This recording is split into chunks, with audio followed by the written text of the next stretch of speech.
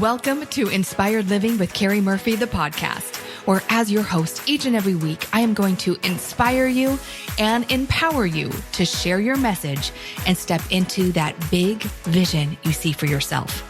I'll be bringing you celebrity interviews, influencer insights, and my personal tips from decades as an on-camera talent, TV host, media expert, and entrepreneur, so you can build a brilliant seven-figure brand. Because when you're inspired, you inspire others. So let's go. If you're anything like me, you are spending so much time on your business, managing your kids, your family, and healthy cooking might not come front of mind every day.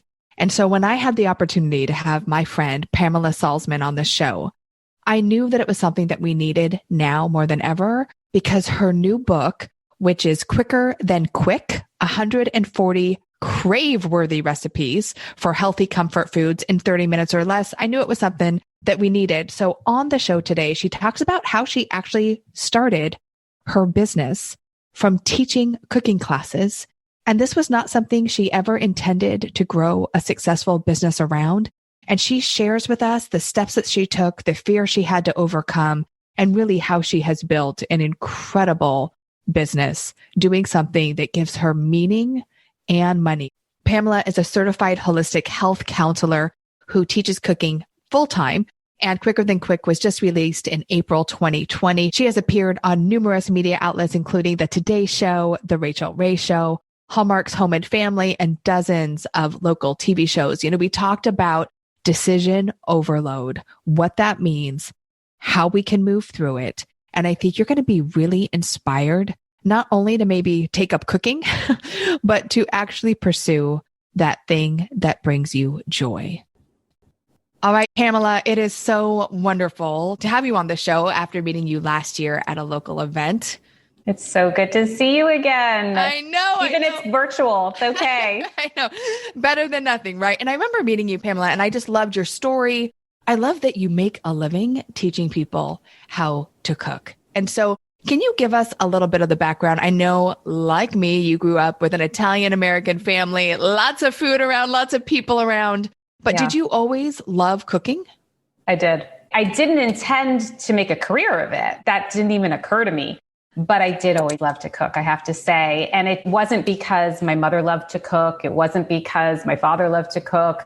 And we didn't have the resources that we all have now in terms of magazines and obviously the web, et cetera. So let me just tell you right now, it really came from just the fact that I think I liked to eat. And, you know, my mom worked full time and it's not like we had a chef in the house or something. So I think it just really stemmed from, I like to eat really good food. Mm-hmm. My mom made the same thing kind of all the time. She made a lot of Italian food. I mean, lots of pasta. Like 4 times a week. Right. And it really just like, there wasn't a lot of diversity in what we ate. It was always fresh and homemade and there was nothing wrong with it. But I just knew, you know, from that gourmet magazine that showed up every month, like I knew that there was something else.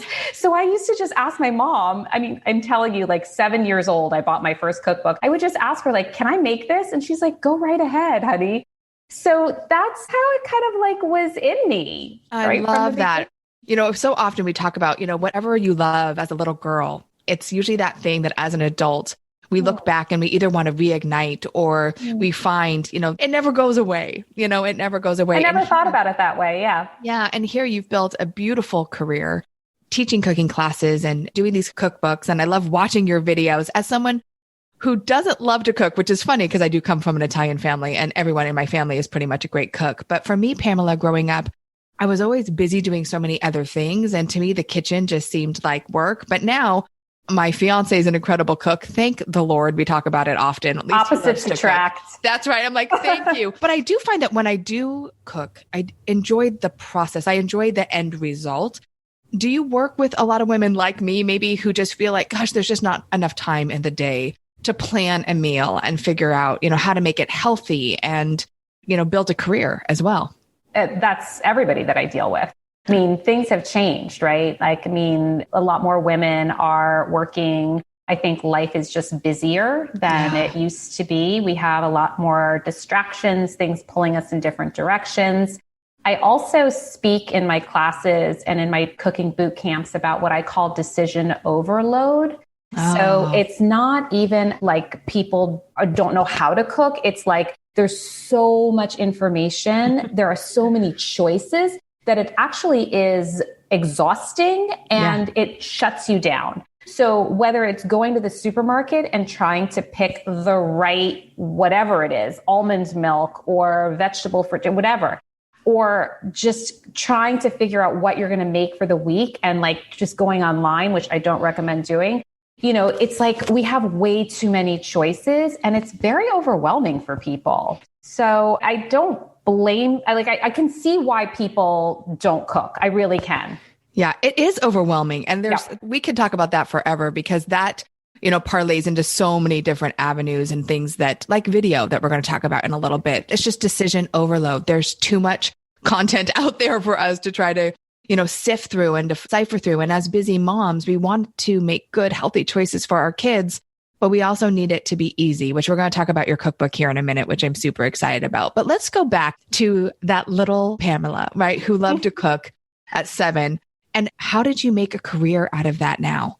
Well, like I said, it was completely unintentional. I had a very, very different path. And my father, as an immigrant, it was like, you're going to be a doctor, a lawyer, or you're going to go into business. Like those are your options. So I was an economics major. Then I got my MBA and I was really in a more corporate path, but my heart really wasn't there. And so it was a difficult thing for me to step back and acknowledge that, because here I had all this education and really I didn't want to go back to this corporate world, which I was kind of groomed to do and make the money and have the promotions and the success and all that. So I had my children. And then I said to my husband, I do need to go back to work. That is part of my DNA, is to work and be productive and contribute to our family and, just have that kind of stimulation. It's just, I don't judge people that don't want to go back to work, but it was something that would be meaningful to me. And he said, okay, great, go back to work. And I'm like,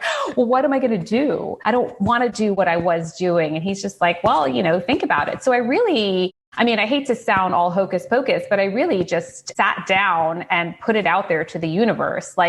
Okay, I'm ready. Show me what that path looks like for me that is going to be meaningful. And I really thought what was going to come back to me was some company would just offer me something that I would be excited about. Sure. Okay, that didn't happen. Instead, I was in this cooking group with a bunch of friends that we met once a month at somebody's house. And the chef would come in, same chef, and she would teach us some recipes and we would have lunch together. And it was really fun. And, I wasn't really learning a ton because I already knew how to cook, but it was just something that was just a little side thing that I enjoyed doing. Anyway, long story short, I was getting much more interested in nutrition and I was volunteering for a nonprofit at the time, teaching children in public schools about nutrition and gardening, things that I grew up doing. And I started to see this disconnect between what kids were eating and what the parents thought they were eating. And the fact that a lot of moms didn't know how to cook. And a lot of my friends at the time were asking me to show them how to cook. Show me your recipe, bring me to the farmer's market. Can you help me with my pantry? Literally all of this was converging at one time. Okay. So a couple of gals in the group said to me, you should be taking over this class because you know so much about healthy food. And every time we go to your house, you make it look so easy. You're having fun when you're entertaining and you cook for your family every night and you don't stress about it. And so I'm like, I want that. Give me that. They're show us how you do that. I'm that's so funny. I'm not a teacher. Well, it's funny because my parents are both professors and there's a lot of education in my family. Anyway, so after they asked me a few more times, I said, okay, I'll do it just until I figure out what I really want to do with my life. So after I taught that first class, which I thought was just going to be a once a month kind of hobby, I just realized at that moment, I'm actually getting very choked up even talking about it because it was such a profound moment for me that I knew this is what I'm meant to do. And not only did I enjoy it, I was very nervous, don't get me wrong, but I felt there was so much meaning in it. Like I felt like I was empowering. It was mostly women throughout the last 12 years. I've had a couple of guys, but I'm just going to say it was mostly women, empowering these women to have the skills to feed their families, feel good about it. Also, just to let them know, like, it's okay to do your best. Yeah, right. So there were just so much that I felt like I was giving people, and I felt really good about that. And that's how it all started over 12 years ago. It was like just divine timing. People, it's like you get those little taps, right? Like, teach me. Like, no, that's not me. And then finally, when you embrace it, it's amazing what shows up. Totally. And Pamela, I want to go back to earlier in your story, because I know that someone needs to hear this, because you had this great education, you had this corporate career, and yet you were unfulfilled. And I believe in my heart of hearts that we can do something meaningful and make money. I really do. I think that we have to figure out what that is. And like you said, ask the universe, get quiet. Did you have a hard time though, or did you feel any guilt around abandoning that? And how did you deal with that? Because I know that there are many women and maybe men out there who maybe through this pandemic have either lost a job or they have just really found themselves unhappy and are scared, right, to make that shift in their life. 100%. So there was guilt around not using my education, which was really false thinking. I mean, that's because you are using it, right? Because I am using it. Yes. Because I am using it. Just in not a way that's like more traditional and like linear, but I am using it. And I did kind of over the first early years go back and forth a lot with myself. Like, is this a real job? Mm-hmm. Is this not a real job? But I've also come to realize that today is different from when I was growing up. There are many more non-traditional paths that people take in every industry. So even if you look at something like television, okay, guess what? People are making huge careers, names for themselves, money, if that's important to you, not on network TV, not on traditional channels like the Food I would say over 90%. I mean, 90%. There's this whole world of ways to make a living, if you want to put it that way, in very non-traditional ways. And you know what? It's all good. Yeah. We got to find the one that where our audience is at. And you've built an incredible audience, and you have all these different recipes and things that you do. And again, I love watching them online. And let's talk about that, because you show up very powerfully. You use video quite a bit. Was that hard for you? And tell me about that segue. Like, was it, I know I need to be on camera. I know I need to be using video. Or, so tell me about that transition, because you were teaching classes. Yeah. So, first of all, just being in front of people live as a teacher, that was the hard part. Okay. Yeah. So putting yourself out there, it took me a minute to, get the courage to do that. I mean, I think anytime you do something new, mm-hmm. and anytime you put yourself out there in a public way where you're just like announcing like, okay, I'm going to do these cooking classes now. So after that first group class where it was sort of like a gimme, like they invited me to do it, I was still nervous that first time. But then once I'm like, okay, I want to do this on a bigger scale, and then you put it out there, that was very, very scary for me. Yeah. Because what if, then all the what ifs. What if I'm not successful? What if nobody shows up? What if they don't like me? Blah, blah, blah, blah, blah. But on the other hand, if you never do it, then you will have that what if. Then there's that what if. Then you don't have the success, and you'll never know. So the video part, I mean, I'm kind of like an old lady in this whole sphere. Like I have this joke that everybody is 27. I mean, I feel like anytime that is hilarious, because that's the age I always think I am. I'm like, I'm 27. I don't know what you're talking about. I wish I were 27. But like anytime I'm like talking to an editor or, a producer or whatever, I'm going to be on a show, or, an agent, whatever. Yeah. They're all 27. So I see people on Instagram, these girls are all 27. So I'm like, seriously, that's so funny. Like the grandma of the group. So a lot of these things haven't, in terms of like social media and like video, they haven't come like naturally to me. Like I really have to think about it, and I have to sort of observe what is going on, what the norms are, the community norms. And I'm not trying to say that like I can't be original, but like I have been more reactive to what I'm seeing. And that's okay too. I mean, I learned in business school, like benchmarking is a thing. Like you can see what other people are doing and then, kind of fit it to what you can do. But the video was not hard for me and going on TV was not hard for me because I've built this business on teaching people live and answering questions while I'm cooking. So, I have this theory that the path you're on is the path you're supposed to be on, which is that all those years of me meal planning and like entertaining and making my lists and prepping ahead and like all of that, like taught me what I needed to, teach other people. And then the same goes for like how it transitioned into, the TV and the video and the lives and all of that. Like I really felt like I was already doing it. That's not to say that the first time I was on TV wasn't scary, but I am also trying to set an example for my kids, my family, which is that, love that. You guys, if it's not scary, then you're not going to grow. Like if you stay in your comfort zone your whole life, you will not move out of it. And so someone really needs to hear that right now. I had to own that. And so that voice is in my head too, where I try and like pump myself up. And when I do something that is a little bit, again, like a little scary and, intimidating, I'm like, this is going to push me. This is going to make me grow. And I also try and visualize the end result, like having a successful segment or a successful like boot camp class and what that feels like. And I get like excited about it instead of being like scared.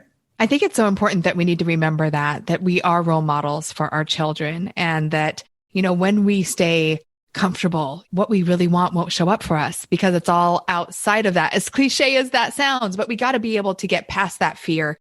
And most of our clients, Pamela, that come into Inspired Living, they are women very similar, kind of like to where you started, maybe leaving corporate, or they're just really trying to do something meaningful in their life and they want to build a business. And they're over 40. Social is new to them. Being on camera is new to them. All those what ifs you said, oh my gosh, every single person goes through that. And I think it's important that we kind of normalize that that's just being human, right? And that we need to remember what the end result. We need to remember who we're impacting and how we're showing up. And I just love that. So thank you for sharing that. Well, I think one thing I wanted to say is I did have a girlfriend who really encouraged me. And I think back to that afternoon that I was sitting in her living room and I was saying like, should I do this? Do I know enough? She goes, why not? Why not? And then another piece of advice that somebody gave me in terms of just like, do I know enough to do this? She's like, well, nobody knows everything. So teach what you know. Oh, that is so good. No one knows everything. So teach what you know. It was good. Yes. It's helpful. Yeah, that's great advice, Pamela. I love that because so many people think, gosh, do I know enough? That imposter syndrome is real. It's so real. So you started out teaching classes. You've built an incredible business since then. Can you give us like maybe a couple of the things that you did or that you learned along the way that you feel has been a catalyst for where you are right now?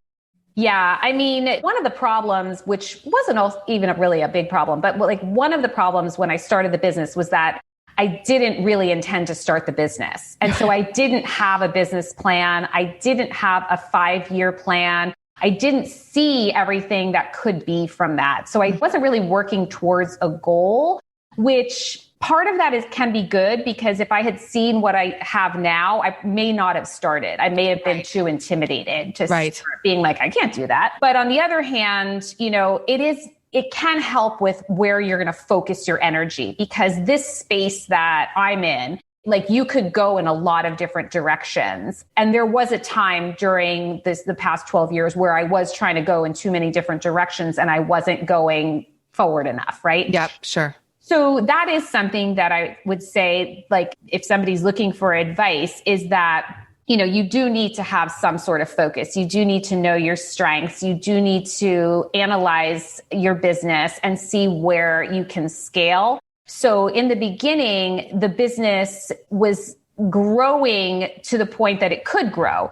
I started off with 1 class a month, and then I grew very quickly to 4 classes a week. Wow. One a month to 4 a week. Yeah. That's some growth. In a very short amount of time, relatively speaking.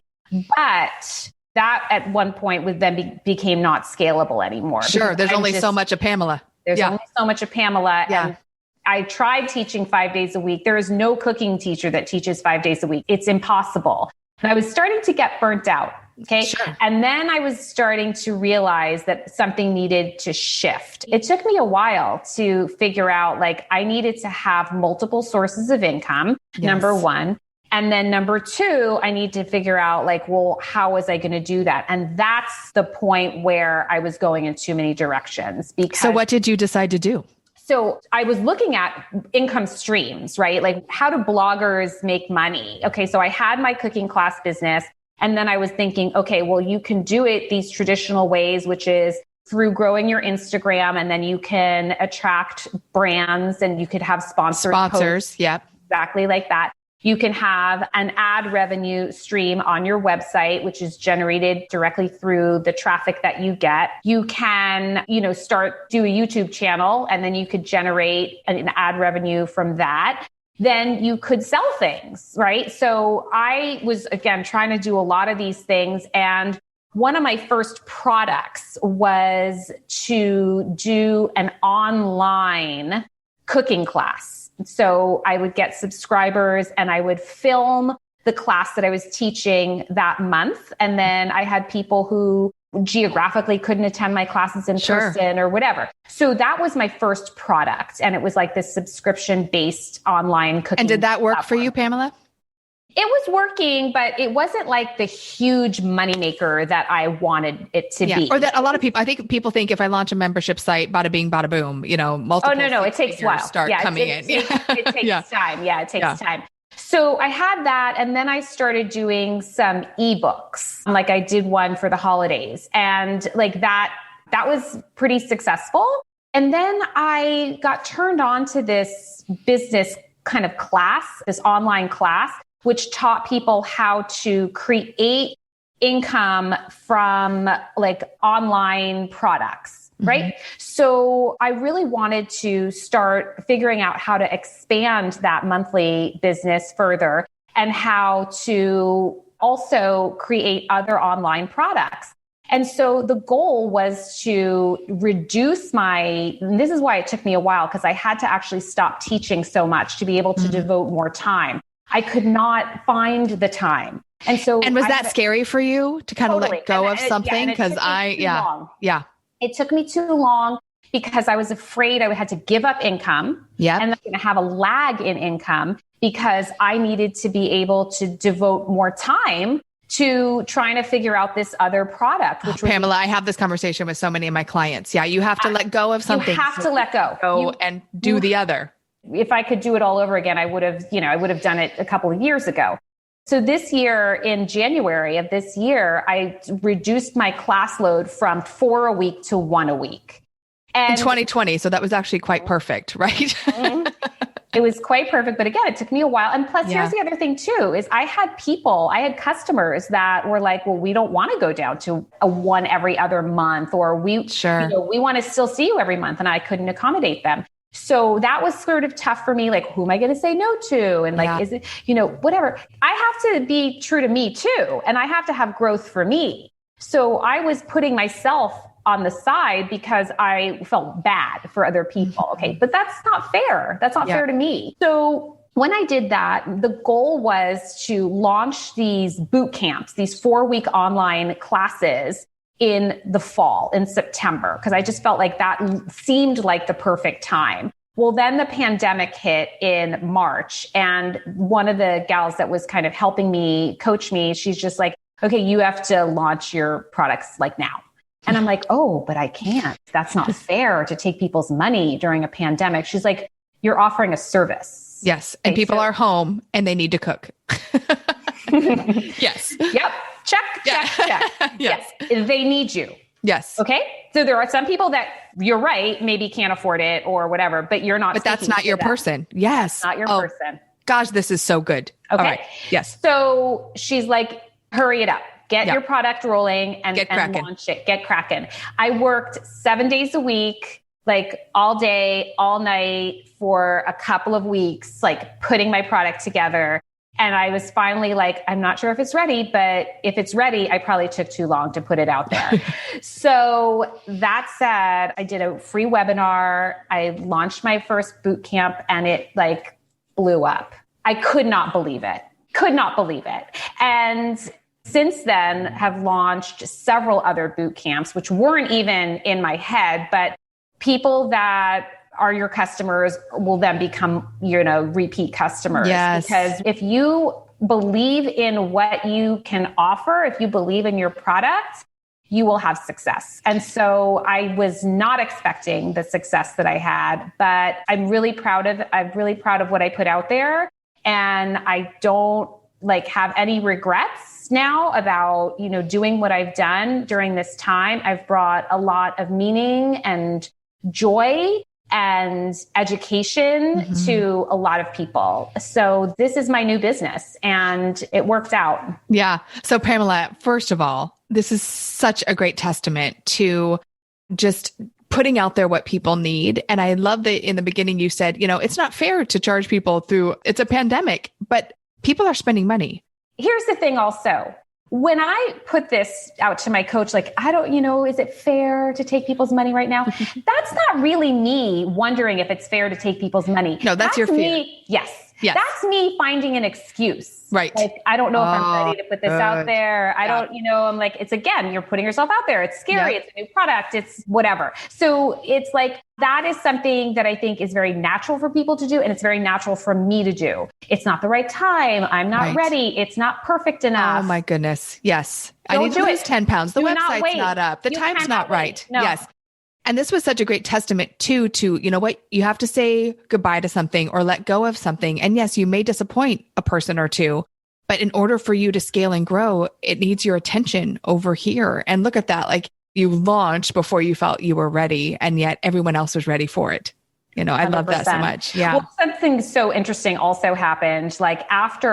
In January, when I stopped teaching 4 days a week, I had a couple of weird physical aches and pains that I was seeing a doctor about. And he's just I don't know. I don't know what this is. Muscle ticks and twitches and all these weird things. When I stopped teaching 4 days a week, all of those twitches went away. I physically. That's a shocker. Yeah. Felt better. Yeah. I can imagine. That's a lot of work and a lot of stress on your body to do. Yeah. Well, Pamela, you're so inspiring. I love your story so much. And I think that there is, divine nuggets in here that someone really needs to hear right now. It's to let go of that thing that, is sucking the energy out of you and to find that meaningful work and to look at how you can scale and replicate what you do. Because at the end of the day, there's only so much time and there's only so much you. And to teach what you never know anything. Never know everything. Yes. So teach what you know. So let's talk about Quicker Than Quick. Oh, great. Keri Murphy's really happy about this book because it is 140, I love this, crave-worthy recipes for healthy comfort foods in 30 minutes or less. So, okay, when did you have the time to put this book together since you were launching your boot camp? It is beautiful. Thank you. And I actually, for someone who is not that excited about cooking, you got me excited going through the recipes and looking at the pictures. I really want to try some of these. So tell us about it. Compliment. Listen, my first book and this book both came out of teaching my classes. It's it's such a gift to be able to interact with people in real time, face to face. Because when you're online, you don't really have that same connection and you don't really get what people need. This is what people needed. It was loud and clear. We like cooking. You've made us like cooking. We like cooking healthy. We don't have as much time. I'm I don't either. Right. Who does? Who does? Either.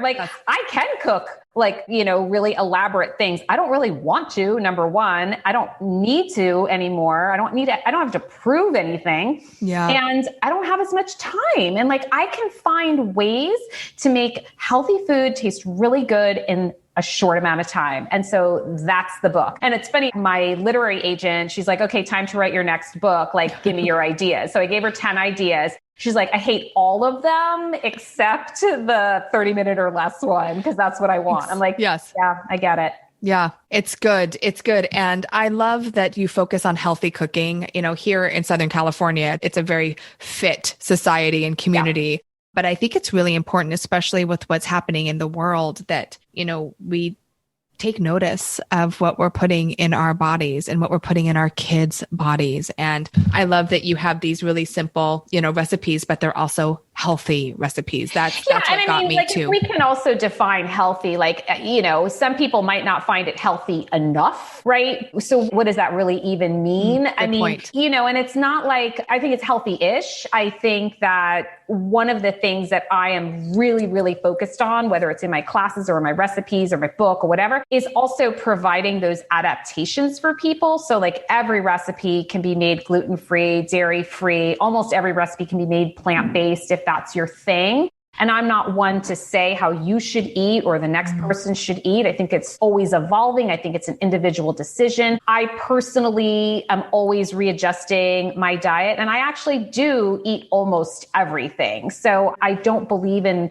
restricting or food shaming or anything like that. So I think it's something that really can appeal to everybody. Yeah, I so enjoy thinking of that because we put ourselves in the shame box if we don't eat perfectly. And you have this, is it 90-10 rule? Is it the 90-10 rule? Yeah, 90-10, whatever. 90-10, 80-20, you know what? Eat what you enjoy, eat clean, eat whole foods. I think if it's not fast food, you're a step above. That's a good start when you're actually cooking. Totally.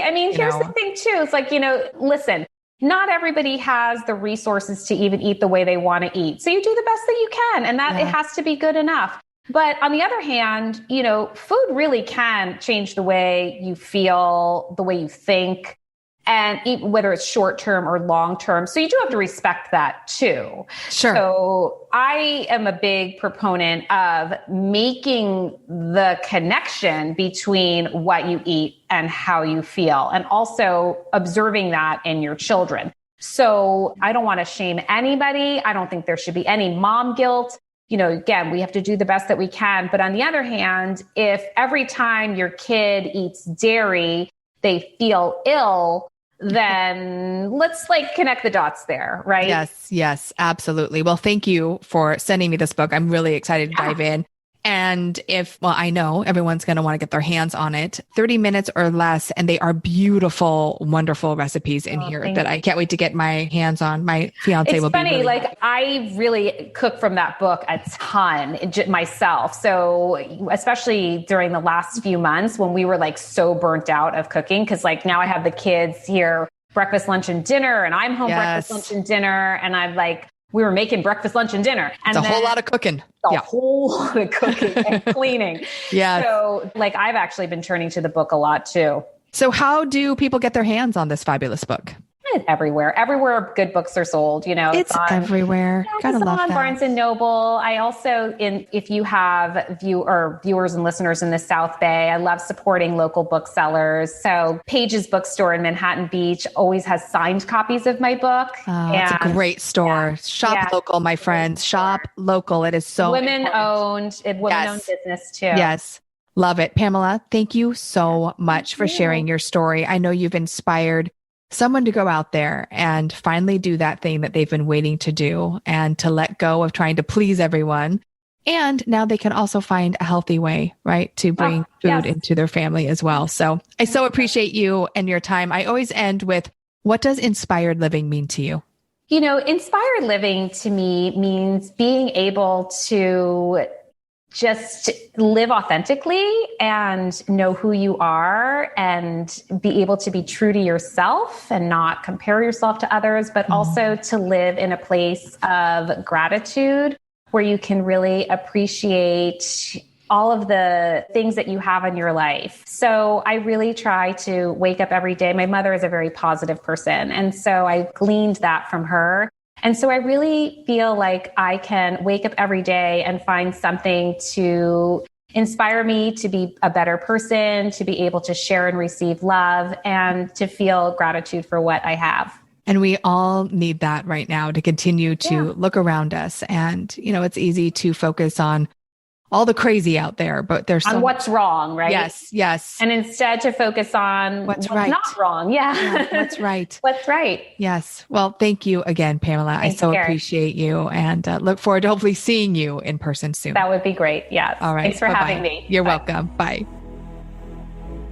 You've just heard another uplifting episode of Inspired Living with Keri Murphy, the podcast. I hope you loved it. If you haven't yet, please subscribe, rate, and review this podcast. And if you'd like to know more about Inspired Living or to get your hands on many of our awesome free resources, such as the Be Studio Ready Guide, simply visit us at inspiredliving.tv/podcast. Remember, your vision is your destiny, and we're here to help you bring it to life. Join me again next week for another extraordinary episode.